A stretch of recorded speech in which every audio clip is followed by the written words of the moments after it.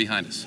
It's a very sobering scene here, and I can tell you this too. There is no, it's not very populated at all. It's a very rural area. We wanted to tell you that. Let's first of all set the scene and tell you what we know right now. This is United Flight number 93. It's a huge Boeing 757. It left Newark, New Jersey about 8:01 this morning. Then about 10 o'clock, a passenger dialed 911. That call came to the Westmoreland County 911 office, and it came from a passenger who locked himself inside the bathroom on board. And from all indications, that tape has been confiscated by the FBI. That is a key to the investigation tonight. Our first reporter on the scene was Marcy Cipriani. She's going to join us right now to tell us what she saw at the crash site. It is a very unusual site. Yes, I was actually at the site just about 30 minutes ago. I boarded a bus with state police, went down this road behind you, and for the very first time, we took a look at where that plane crashed.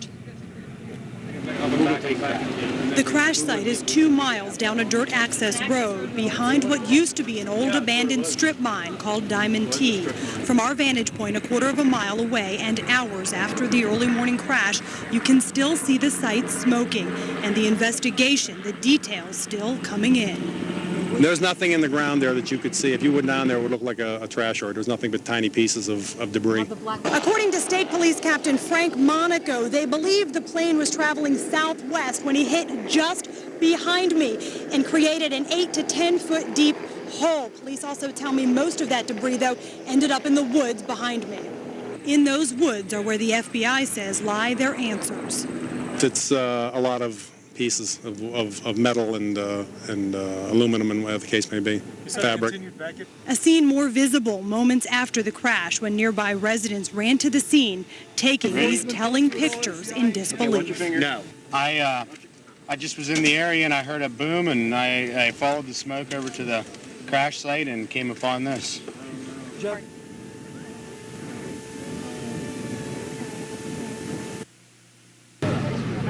Very amazing pictures 7 hours after that crash site, Mike and Michelle. It really is incredible, and what stark contrast it is to the pictures we're seeing in New York with all the smoke and the flames.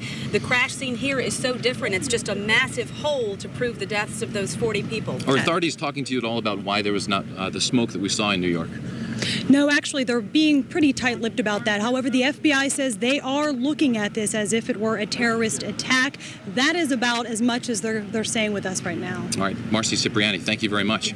And Mike, right now, let's take a look at what's happening right now. Like I said, this is a very rural area. We are literally in a cornfield right now, about a half a mile from the crash scene.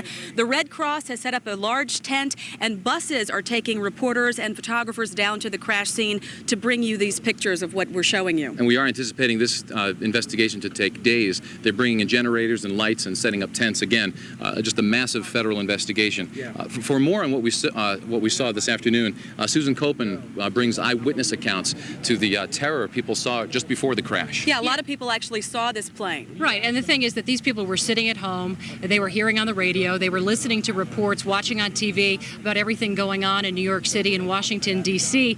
Now they're stunned, they're shocked to realize that part of this terrorist attack ended here in rural Somerset County. All right, well, let's hear from your eyewitnesses right now, Susan. Thanks. The first to see the plane go down, a coal miner and a woman looking out her window. We saw the plane basically in an inverted position, going in at a steep angle, and knew it was going to hit. And next thing was over the horizon, there was a big, huge fireball. That's what it was. I'd say at least 400 or 500 feet in the air. I heard the plane sounded extremely low, a lot of noise coming from it, but the engines were running.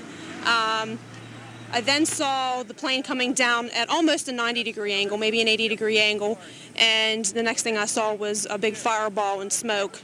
This all taking place in rural Somerset County, in Stony Creek Township, about 8 miles east from Somerset Borough. Residents can't believe this happened so close to home. I was kidding. I said, I'll stand guard, because we were listening to the radio about the World Trade Center situation. I said, well, I better stand guard and watch the skies. It wasn't 10 minutes later when this plane came across. Witnesses who went to the scene say they found little remnants of a plane. Nothing. It was just little pieces. There was nothing to actually, like a door or window or anything. You couldn't really, it was just little pieces of shrapnel everywhere. And once again, witnesses are saying that they knew something was wrong with this plane. They saw this plane, they heard this plane, they looked up in the sky, saw something was wrong, and then literally it just went down 90-degree angle right into the ground that caused that massive crater and very little remnants of that plane. Well, That's right. They were saying that the largest remnant was, what, a foot? Someone was saying 5, someone was saying a foot. Little bitty pieces is what we're hearing. And we also want to mention that a United Airlines plane just went over the scene here. We do not know why, but that was... There is some speculation. It's a 747. There is some speculation that executives from the airline are coming in from Chicago to come to the scene themselves and see it firsthand. And we do have a press conference that's starting behind us. I'm going to go over there and get some more information. All right, And also we'd like to add this too. United does have a crisis management team. They're headed to Johnstown. Of course, there's going to be a lot of grieving families to deal with, and I'm sure it's a big shock to the eyewitnesses as well, but lots of grieving family members. United is having a crisis team come to try and deal with those people. In fact, we have a number. If you have a loved one on board, 1-800-932-8555. We'll give that number again, toll-free, 1-800-932-8555. We're also told that a Stat Medevac helicopter flew over the scene shortly after the crash was reported, and that Stat Medevac reported no signs of life at all. As you can imagine from seeing those pictures, of course, that is the case. Right now, we are going to find out what's happening behind me. Let's see. Oh, Paul Van Osdal, you're joining us right now. You talked with actually some aviation experts and trying to figure out exactly what caused this? Well, yes, Michelle, what we've heard is nothing but praise from an aviation expert named Craig Conroy for the way this whole thing has been handled. And what's happening behind us right now, they're getting ready to set up a news conference. We're going to get an update from the state police and the FBI as to what exactly they found in their investigation so far. But what I'd like to do is talk a little bit about some of the video we shot earlier, which is we don't think anybody else has seen. These are some tight shots of some of the debris that actually was scattered across the field where the wreckage occurred. We've seen the wide shots of the crater that was created, the 50-foot wide by 40-foot deep crater, but we also had a crew that was able to get some video of some of the individual pieces of wreckage that was spread throughout the woods, bolts and pieces of material and stuff that really is unrecognizable that was left throughout the woods. It was really a horrific scene. And Paul, we are looking at video of this right now. We've seen plane crashes before. We've seen the scene. The site many times. This does not look like a plane crash, does it? No, it really doesn't, Mike. And as I said before, and what everybody I've talked to indicates, is that it just appears that this plane was literally swallowed up by the woods. Very little wreckage or debris. Certainly, no bodies that we've been able to see, thankfully. But it just appeared that the wreckage was just literally swallowed up by the plane was literally swallowed up by the woods. And you talked to some people who said that the plane was flying low for a short time, and homes were shaking literally from this, and people dialed 911 just from the shaking of their homes, knowing something had to be wrong. Tell us about that. Yeah, Michelle, I talked to an individual earlier who lives a few miles from here who was watching what everybody else was watching on television. He said his television set literally was starting to shake on the floor. He looked out the window and then he saw a plume of smoke off in the distance, and he rushed out to the scene. We've heard rescue crews talk about the smell from a plane crash, the burning fuel.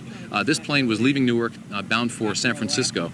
The people that we've talked to at the scene said it smelled more like scorched earth, that perhaps there was not a lot of fuel on board. Mike, what have you heard about that? Yeah, Mike, we have not heard anything official about that, but it's entirely possible that the pilot, in an effort to perhaps save lives, tried to ditch as much fuel as he could when he knew this plane was going down. And of course, the fact that the plane landed in the middle of a rural area in the woods without damaging any homes or any individuals does indicate that there may have been an effort by this pilot to save lives on the ground. Let's talk about this 911 cell phone call from a passenger. The information that we have is that a passenger was locked in the bathroom, dialed 911 and said, "This is not a hoax. We are being hijacked," and kept reiterating the fact that this was not a hoax. What do you know about that cell phone call? Well, what we know, Michelle, is that there was a 911 call that was made. It was recorded by Westmoreland County, and Westmoreland County has that call, had that tape recorded. The FBI sees the tape. The FBI will not say specifically what is on that tape, what exactly was said, but it does appear that it came from a passenger in the plane. All right, the press conference is going on behind me. We know for a fact that the caller, the 911, the man who made the 911 call, did identify himself. Again, that name has not yet been released, but again, the press conference is going on behind us. We're going to be hunkered down here in Somerset County throughout the night, and we're going to bring you the latest, the last bit of information we heard from Governor Ridge, that Governor Ridge is en route to the scene. And again, Scott and Sally, we're going to throw it back to you and get back to you just as soon as we get more information. All right, and as they said, there is a news conference going on there now, and we'll bring